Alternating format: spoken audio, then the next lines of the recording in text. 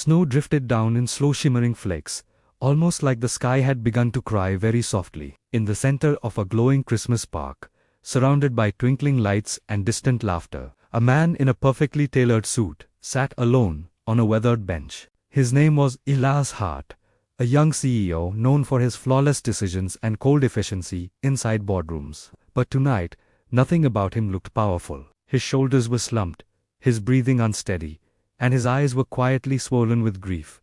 The world saw him as unstoppable. But on this silent Christmas Eve, he looked fragile, forgotten, painfully human. While the rest of the city sparkled with celebration, Elias felt his entire world dimming inside him, like a candle losing its last bit of flame. And in a moment he would never admit to anyone, he wondered if disappearing into the falling snow would even matter to anybody. Before we go any further, if you believe in kindness, second chances, and the silent power of good hearts, please like this video, subscribe to World of Kindness, and tell us in the comments where you're watching from. Elias had spent the entire day running away from memories that refused to loosen their hold, because exactly 1 year ago, on this night, he lost the most important person in his life, his mother. The only person who ever reminded him that love mattered more than titles or success. He promised her he would slow down, take care of himself, and allow others into his world. Instead, he worked harder, pushed further, closed every door between himself and human connection. And the higher he climbed, the emptier everything became.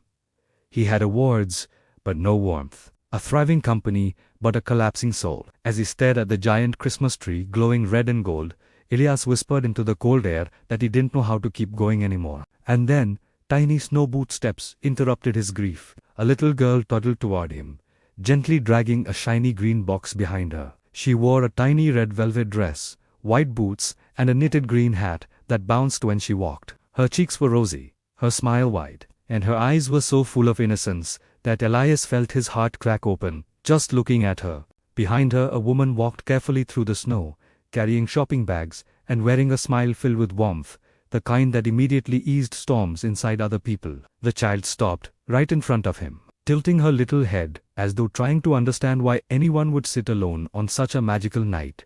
Before Elias could force out a formal smile, she reached her tiny mittened hand toward his face, brushing away a tear he didn't even know had fallen. With pure sincerity, she whispered, "Don't cry, mister. You can borrow my mum."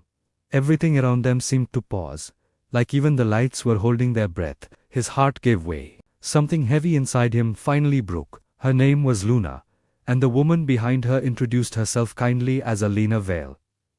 Luna proudly placed a little green gift box in his lap and announced that the present was for him, because nobody should be alone on Christmas. Elias tried declining politely, but Luna insisted with the authority only a 3-year-old could manage. Inside the box was a homemade Christmas ornament, a glitter-covered paper snowflake tied with a crooked red ribbon. Imperfect, fragile, beautiful. Alina explained that Luna had made ornaments to give away to people who looked like they needed Christmas more than most. Elias couldn't remember the last time someone gave him something without expecting anything in return. And that tiny paper snowflake meant more to him than every polished award hanging in his office. Alina gently sat beside him and shared that she and Luna visited the park every Christmas Eve to give small gifts to people who looked forgotten. It was something her late husband believed in, that Christmas should lift those who felt unseen. Elias found himself opening up, sharing things he had kept buried deep inside. He told them about his mother, the promises, and the painful loneliness that followed after losing her. Alina didn't look at him with pity, only understanding. The kind of understanding that makes a person feel human again. Luna climbed onto the bench and leaned comfortably against him, humming a soft Christmas tune and swinging her tiny legs like she had known him forever. The night felt warmer, the lights seemed brighter, and the weight on his shoulders began to lift. Elena told him healing wasn't about forgetting, it was about letting new light in. She reminded him that even the coldest winters eventually melt into spring. Elias realized he had spent a year running from pain instead of allowing kindness to touch him, and sometimes the smallest voices carried the loudest truths. As snow thickened in silver waves, Luna suddenly hopped off the bench and tugged Elias' hand toward the giant Christmas tree, insisting that good things always happened under shiny trees. Elias laughed.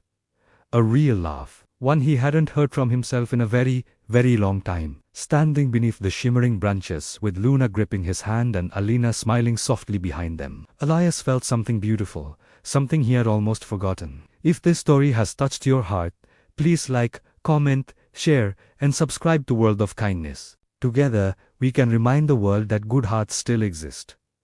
Alina invited him to join them for hot cocoa, and for the first time since losing his mother, Elias didn't feel like he was walking forward alone. Luna squeezed his hand gently and whispered something her father used to say, "Lonely people are just friends waiting to meet." And right there Elias believed it. Before we close, tell us in the comments, what was the most touching moment for you in this story? Walking out of the glowing park, with Luna swinging between their hands and Elena's warmth beside him, Elias understood that even in the darkest seasons, kindness can be the light that leads us home again. And on that Christmas Eve, kindness truly saved him.